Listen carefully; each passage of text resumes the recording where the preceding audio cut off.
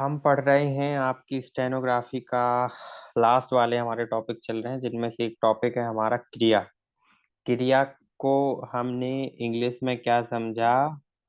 Action, है ना। यानी कि एक्शन का मतलब हमने क्या समझा कि किसी काम का करना या होना प्रतीत होता है, किसी काम का करना, होना, पाया जाना, प्रतीत होना। जैसे कि क्या, नौकर लकड़ी लाया। तो इसको हम कैसे बना सकते हैं? ना बनाया, कामेरा बनाया। आऊ का स्वर आप इधर लगा सकते हो, पत्ता ऐसा आएगा। नौकर लकड़ी का शब्द चिन्ह है, लाया के लिए हम क्या करेंगे? लाया, लाइन के ऊपर ला और या का संक्षिप्त चिन्ह। तो ये वर्ड हमारे लिए लाया पढ़ा जाएगा। और कंप्लीट वाक्य को हम क्या पढ़ेंगे?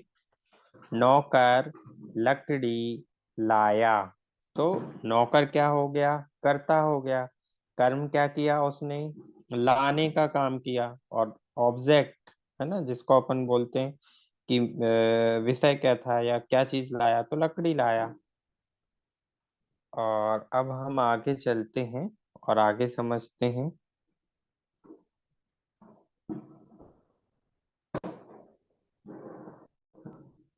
कि हमने समझा थोड़ा सा क्रिया के बारे में कि क्रिया हम कैसे कहते हैं, क्रिया की परिभाषा क्या है। एक और वाक्य आपके पास क्या है, पहले तो इसको और जरा आप बनाइए। लड़का चिट्ठी लिखेगा। तो लड़का, लड़के, लड़की शब्द चिन्ह होता है, लाइन पे अपन बनाते हैं। तो ये आपने बनाया ला, लड़का लड़का के लिए। चिट्ठी में चा बनाया, एक टा का अधिकरण करते हुए पाई बना दी, और उसके बाद वाला हम मुहावरे से पढ़ लेंगे। चिट्ठी लिखेगा, तो लाइन काट के ला, खा और खा के बाद गा। ला में जो ई की मात्रा है वो आप खा के पहले लगा सकते हैं, छुट्टी की मात्रा है क्योंकि। खा में ए की मात्रा इधर, गा में आ की मात्रा इधर। लड़का चिट्ठी लिखेगा। उपर्युक्त दोनों वाक्यों में क्या हो रहा है? लाया और लिखे, लिखेगा का जो बोध हो रहा है वो हमको क्या, किसी काम को करने का बोध करा रहे हैं। वैसे तो वाक्य में प्रत्येक शब्द, क्रिया, चिन्ह, अल्प विराम, पूर्ण विराम या प्रश्नवाचक चिन्ह हो, प्रत्येक का अपना अपना अलग महत्व होता है। जैसे हमने वहां पढ़ा था, रोको मत जाने दो, है ना। रोको, कॉमा, मत जाने दो। तो यहाँ आपका जो कॉमा आ रहा था जिसको हम क्या बोलते हैं? अल्प विराम बोलते हैं। तो ये क्या हो रहा था कि आपका पूरा वाक्य बदल दे रहा था। जब इसी कॉमा को हम कहाँ लगा रहे थे? इधर। तो ये क्या हो रहा था फिर? रोको मत जाने दो, पूरा भाव चेंज कर देता है। तो अभी हम विराम चिन्ह वाला टॉपिक पढ़ेंगे। तो प्रश्नवाचक चिन्ह हमको क्या बोध कराता है कि यहाँ कुछ प्रश्न पूछने की इच्छा जताई जा रही है। तो इसमें आदि बोधक चिन्ह हमको क्या बताता है कि अरे यहाँ कुछ चौंकने वाली सिचुएशन हो रही है, कि ओह कितना बड़ा स्टैचू है या कोई भी चीज है। उद्धरण चिन्ह अपन को क्या बताते हैं कि कोई खास बात अपन इसके बीच में बोलना चाह रहे हैं। अवतरण चिन्ह आपको क्या बताता है कि आप इसके बारे में कुछ आगे बताने वाले हैं। योजक चिन्ह आपको क्या बताता है कि दो शब्दों को आप आपस में जोड़ने वाले हो। तो विराम चिन्ह का ये पूरा अलग ही टॉपिक है, तो यहाँ अपन इसकी बात नहीं करेंगे, डिटेल में नहीं जाएंगे, नॉर्मल हम आगे बढ़ेंगे। क्रिया का महत्व किसी भी वाक्य में केवल उस तरीके से है जिस तरह से आपकी बॉडी में किसका होता है? सोल का होता है। ओके, ये आपकी बॉडी है। बॉडी में क्या, यदि आपकी सोल ना हो तो आपके सारे अंग क्या हो जाते हैं? निष्क्रिय हो जाते हैं। इसी तरह आपके वाक्य में यदि क्रिया ना हो तो उस वाक्य में को पढ़ना लिखना सुगम नहीं होगा। सुगम होगा लेकिन फिर हम क्या करेंगे? उसको एग्जैक्ट मीनिंग के साथ नहीं बता पाएंगे कि भाई वहाँ कहना क्या चाहता है, हो क्या रहा है, एग्जैक्टली हम नहीं बता पाते। तो ये आपको समझाया गया, आपकी थ्योरी में लिखाया गया कि जिस प्रकार शरीर में आत्मा के बिना सभी अंग निष्क्रिय हो जाते हैं, उसी तरह आत्मा रहित शरीर एवं क्रिया रहित वाक्य एक समान होते हैं। क्रिया ना होने पर वाक्य का क्या होता है? बेअर्थ हो जाता है, मीनिंगलेस हो जाता है, कोई अर्थ नहीं बचता। और शीघ्र लिपि में हम क्या करते हैं? क्रिया, जब हम शीघ्र लिपि में किसी वाक्य को पढ़ते हैं, शीघ्र लिपि इन द सेंस आपकी स्टेनो, जब यहाँ आप किसी वाक्य को पढ़ते हो तो आपको उसके पढ़ने का आधार क्या रखना होता है? लिंग, वचन, है ना, कर्ता, कर्म, पुरुष, इन सब के आधार पे आपको क्या क्या करना होता है? सेंटेंस को रीड करना होता है। उदाहरण में जैसे मैं बताता हूं आपको, हमारे पास एक वर्ड आता है क्या, कि वह, स्वयं, वह, श, व, या, म, अपना, काम। अब इधर क्या आ रहा है? इधर अपन ने कोई मात्रा नहीं लगाई, लेकिन यहां से अपन क्या समझ रहे हैं कि वह अपना काम स्वयं करता है। वह स्वयं अपना काम करता है यदि आता है तो अपन ने नॉर्मल ऐसे बना दिया। जब इसी में क्या आया कि वह की जगह इधर क्या बना है? वे बना है, जिसको अपन कहाँ बनाते हैं? लाइन पर। तो यहाँ हमारे पूरे सेंटेंस का मीनिंग क्या चेंज हो गया? अब इसको अपन वह नहीं पढ़ रहे, वह मतलब एक सिंगल पर्सन की बात हम कर रहे थे, वे मतलब क्या कि बहुवचन इधर चेंज हो गया, कि वे स्वयं अपना काम करता है नहीं आएगा। अब इस वाक्य को हम क्या पढ़ेंगे? करते हैं। इस वाक्यांश का मीनिंग हमारे लिए क्या हो जाएगा? करते हैं।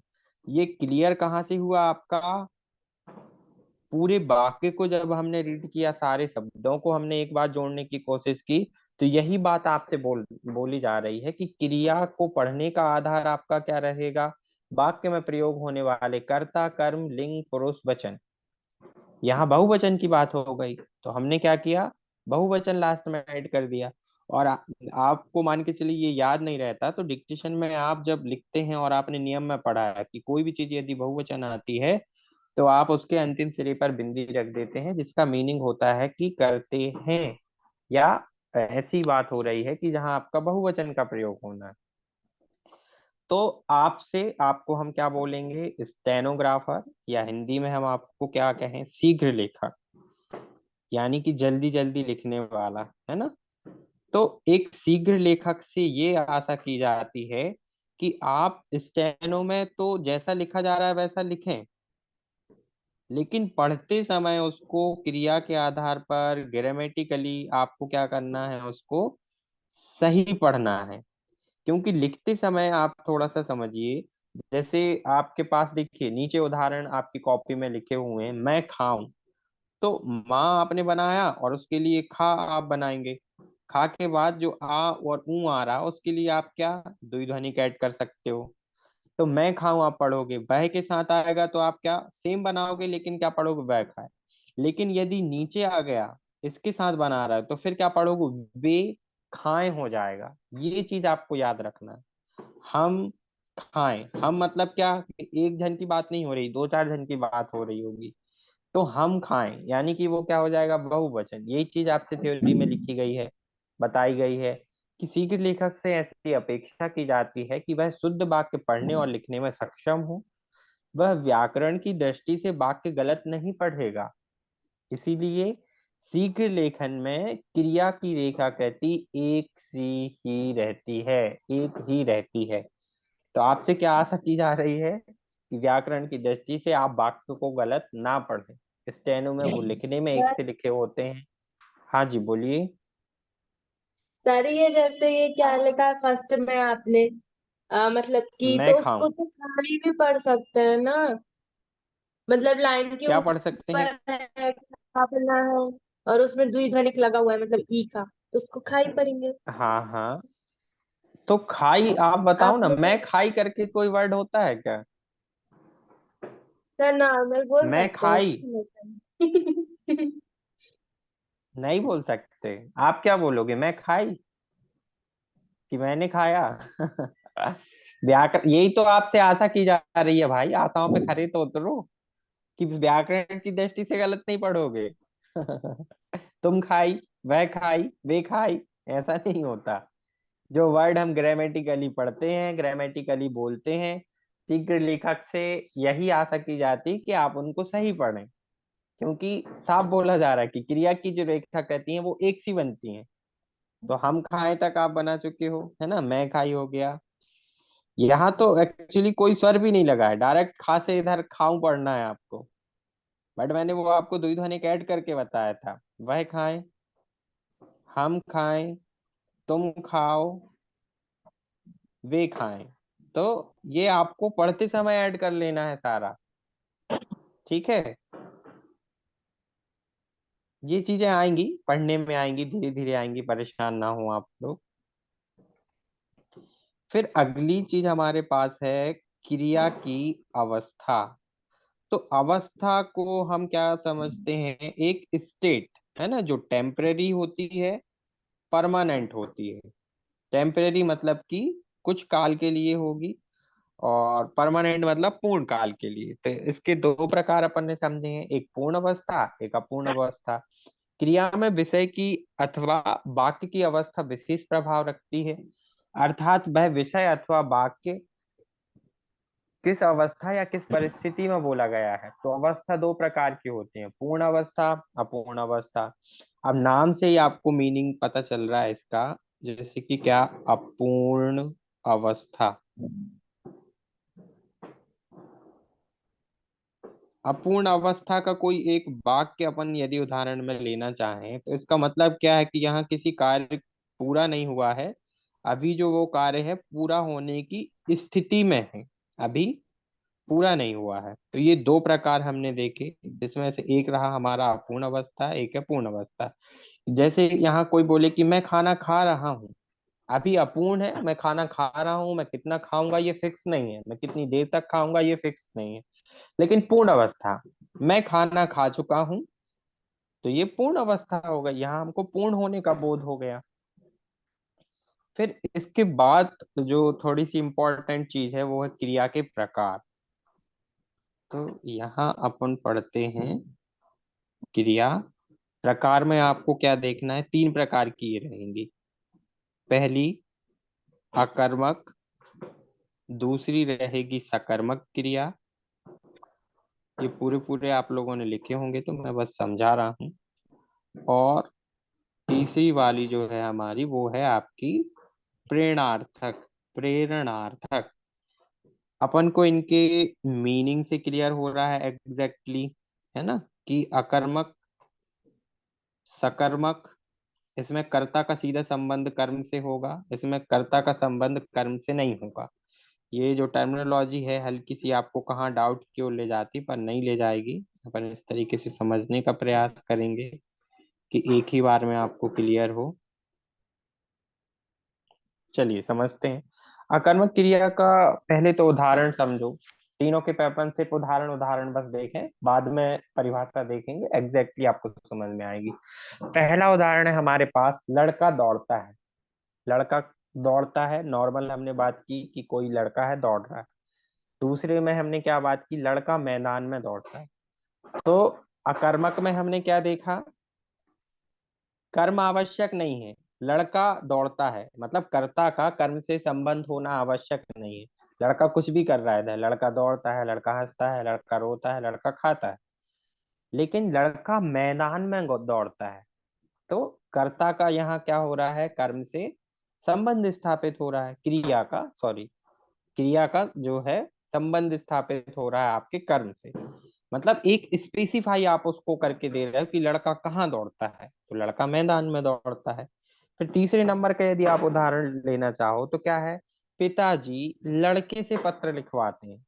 पिताजी प्रेरणा दे रहे हैं कि बेटे पत्र लिखो। तो जहां प्रेरणा देने का काम होता है उसको हम प्रेरणार्थक क्रिया कहते हैं। अब जरा अकर्मक क्रिया के नीचे जो आपने थ्योरी लिख रखी है उसको समझने का कोशिश करो। ऐसी क्रिया जिसके कार्य का फल सीधा कर्ता पर पड़ता है, अर्थात ऐसी क्रियाएं जिनके लिए कर्म आवश्यक ना हो, अकर्मक क्रियाएं कहलाती हैं। लड़का दौड़ता है, अब इसमें और कोई कर्म आपको करना नहीं है कि वह बहुत तेज दौड़ रहा है कि स्लो दौड़ रहा है, लड़का दौड़ता है। क्या हो रहा है, ऐसी क्रियाएं जिनके लिए कर्म आवश्यक ना हो अकर्मक क्रियाएं कहलाती हैं। लेकिन यह सकर्मक में हम देखें कि यह वह क्रिया होती है जहां क्रिया का संबंध कर्म से होता है, कि आप क्रिया कर रहे हैं, कर्म कर रहे हैं, वो एक आपस में रिलेटेड होते हैं। लड़का मैदान में दौड़ता है, जैसे यहाँ अकर्मक में दूसरा एग्जाम्पल क्या है कि मोहन गिर पड़ा। लेकिन सकर्मक में क्या है कि मोहन पेड़ से गिर पड़ा। एग्जैक्टली हम बता पा रहे हैं कि मोहन कैसे गिरा। मोहन पेड़ से गिर पड़ा। और प्रेरणार्थक क्रिया में क्या है? यह वह क्रिया होती है जहां कर्ता किसी दूसरे से काम करवाता है या करने की प्रेरणा देता है उस, और इसे हम द्विकर्मक क्रिया भी कहते हैं। मतलब यहाँ दो लोग कर्म करते हैं, दो लोग क्रिया को करने का बोध होता है। एक, जैसे पिताजी ने आपसे कहा तो उनने भी एक क्रिया करी ना, कि आपसे कह उनको कुछ आपसे काम करवाना, फिर आपने वो काम किया तो आपने उस काम को करने के लिए क्रिया करी। इसलिए आप इसको क्या बोल रहे हो? द्विकर्मक क्रिया बोल रहे हो। उदाहरण क्या है हमारा? पिताजी लड़के से पत्र लिखवाते हैं। अब इनके उदाहरण को तो हमको नहीं लिखना आउटलाइन, वो आप बना के दिखा सकते हो, बना सकते हो। लेकिन उनके नीचे जो ये तीनों वर्ड लिखे हैं तीनों जगहों पे, खाना, खिलाना, खिलवाना।